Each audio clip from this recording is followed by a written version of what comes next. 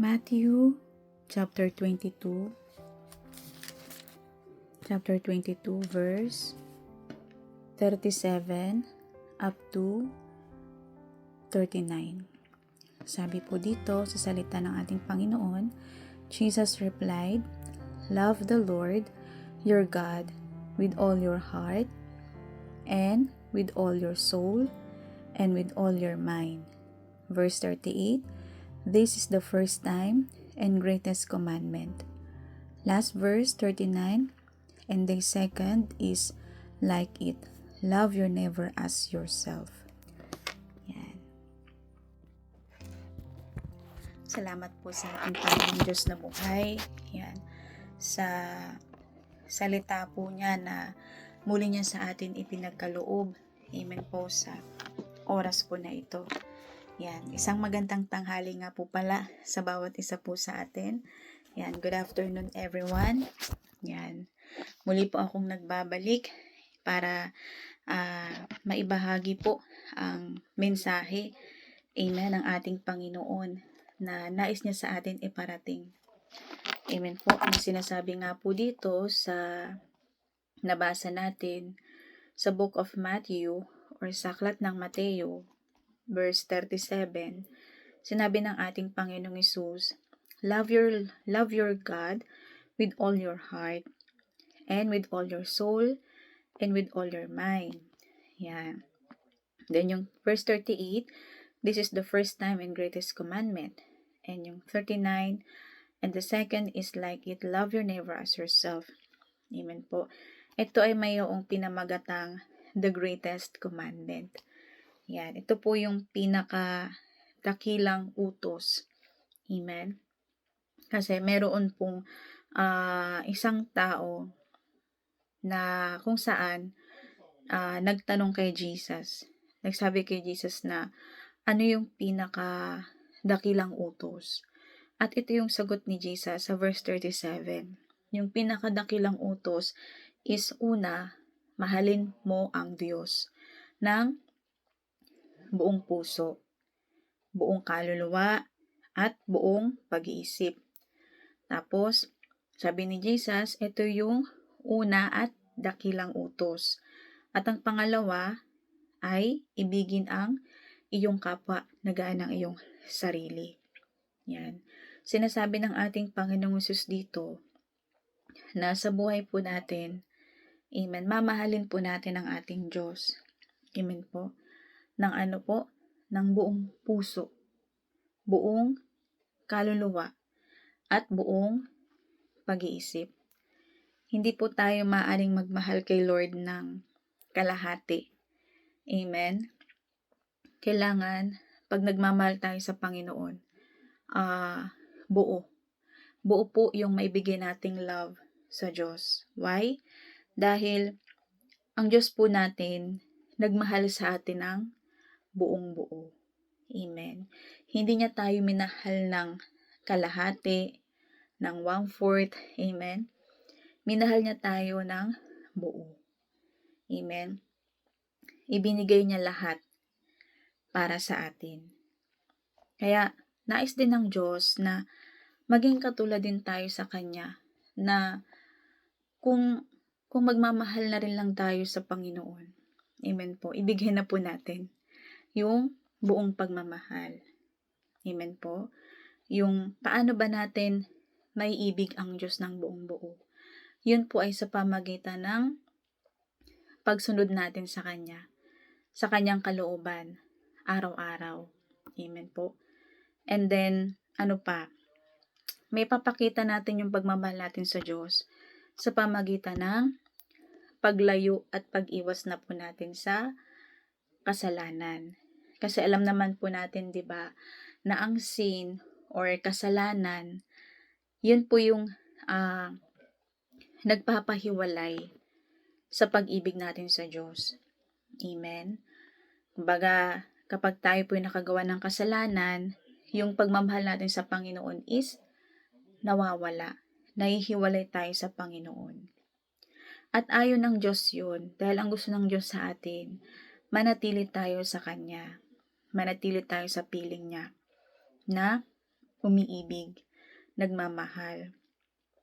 Kaya sabi ni Jesus, mamahalin natin ng Diyos ng buong puso, buong kaluluwa at buong pag-iisip. Then meron pang sinabi si Jesus Christ na greatest commandment. Hindi lamang po na mahalin natin ang Diyos, kundi bagkus mahalin din po natin ang ating kapwa. Gaya ng ating sarili. Sino po dito yung napupuot sa kanyang sarili? 'Di ba? Wala naman po sigurong napupuot or nagagalit or namumuhi sa kanyang sarili. Kundi bagkus ito'y kanyang minamahal, inaalagaan. Amen. 'Di ba po? Ganon din po yung pag-ibig natin sa kapwa na sinasabi ng ating Panginoong Hesus, mahalin natin ang ating kapwa gaya ng iyong sarili. Kung mahal natin ang ating sarili, mahalin din po natin ang ating mga kapwa. Amen. Kasi ganon ang Diyos sa atin. Amen po, no? Mahal na mahal tayo ng Diyos. Amen po. At yung pagmamahal ng Diyos is walang pagpipili. Buo niya tayong minamahal. Pangalawa, totoo ang pag-ibig niya para sa atin. Hindi po pakunwari ang pagmamahal niya sa atin. Hindi po.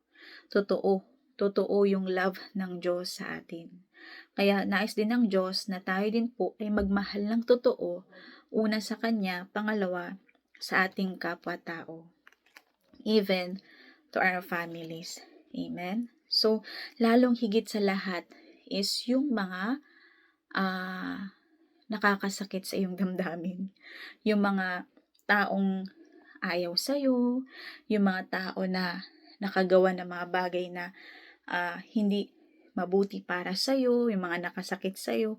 So, gusto ng Panginoon na mahalin mo sila, mahalin natin sila. Yung mga nakagawa, yung mga nakasakit sa atin, mahalin natin. Amen? Kalimutan na yung mga ginawa sa ating hindi maganda. Kalimutan yon, itapon na yon dahil yun lamang ay basura. Pangalawa, yun lamang yung sanhi para para hindi tayo as in mapalapit sa Diyos. Dahil hindi maaaring mapalapit ang isang tao sa Diyos kapag meron siyang galit, hinanakit, sama ng loob pa rin sa kanyang kapwa na nakasakit sa kanya at hindi siya nagpapatawad. So, gusto ng Diyos, patawarin mo sila, patawarin natin sila, mahalin natin sila, accept, di ba po, sa puso't buhay natin, yung mga tao or family natin na nakasakit sa ating damdamin. Di ba po? Kasi yan ang gusto ng Diyos sa atin, magmahal. Mahalin natin yung mga nakasakit sa atin kahit na parang pakaramdam natin or sa tingin natin parang ang hirap silang mahalin, ang hirap silang tanggapin, pakitaan ng kabutihan, pero yun ang nais ng Diyos, which is yung mahalin natin sila. Amen? Gawa natin sila ng mabuti. So, yun lang yung nais iparating sa atin ng Panginoon, no? Na mahalin natin ng Diyos ng buong puso, buong kaluluwa at buong lakas. At ang pangalawang utos ay ang mahalin natin ang ating kapwa na gaya ng ating sarili. Nawa po, meron po tayong natutunan sa maikling sharing po namin ng ating Panginoon. Limit lang yung sharing ko ngayon kasi medyo hirap ako sa pagsasalita konti dala po ng aking pregnancy or pagbubuntis. Kaya medyo hingal pa pero ninanasa ng aking puso or dinidesign ng aking puso na makapagbahagi sa inyo ng salita ng Panginoon. At hindi lang ito para sa inyo, kundi para din sa akin. Higit lalo na maturuan din ako ayon sa aral ng ating Panginoon. Dito sa Book of Matthew, chapter 22, verse 37 to 39. Love the Lord your God with all your heart and with all your soul and with all your mind. And this is the first and greatest commandment. And the second is like it, love your neighbor as yourself. So yun lang mga kapatid. God bless po. See you next time in God's will, not my will, but in God's time, yan, loobin ng Panginoon, makapag-share po ulit ako ng salita ng Panginoon. Dahil lahat po tayo dito is natuturuan, amen po, ng kanyang mga salita. At nawa po, may mabago sa atin. Amen? Mabago ang buhay natin sa pamagitan ng salita ng Diyos na akin pong isinishare sa bawat isa. So, yun lang mga kapatid. God bless everyone. Don't forget that Jesus loves you and I love you all. Bye-bye. Sarangamida. See you next time. In God's my will, not my will. Bye-bye po. God bless.